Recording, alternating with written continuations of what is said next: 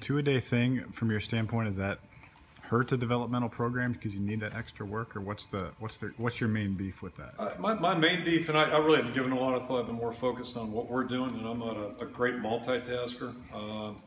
And I've got a couple scenarios in my one of my folders, but I really haven't looked at it hard. But the one thing I'm for sure of, our guys are going to come in earlier than they would have if we had the two-a-days in there. And it's interesting, if you talk to our players, and apparently some of our players have talked to players at other schools, very prominent schools, the players are not in favor of it. I can tell you that right now, just an informal survey with our veteran guys. They actually prefer the two-a-days because they're shorter times on the field.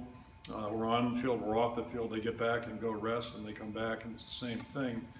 And right now, what you're allowed to do, you could be on the field 3 hours, which we never are, but you could be on the field conceivably 3 hours during the contact period, then another 2 hours in walkthrough. And I can tell you, I've never participated in a 2-hour walkthrough and don't plan to in my lifetime. It's like the Burma Road right there. So, you're talking about 5 hours potentially on the field, and, we've never done that ever. So, to me, it would have been simpler, say 2.5 hours of a contact practice and then an hour and a half for a walkthrough, or a non-contact practice, which, would still allow you to have timing and do some things without putting players at risk. They just mandated that we have to take a day off, a total day off in camp. If you talk to our medical folks, they kind of describe a bell curve as the camp goes on. That middle section, there's a point where fatigue sets in a little bit and injuries tend to go up a little bit.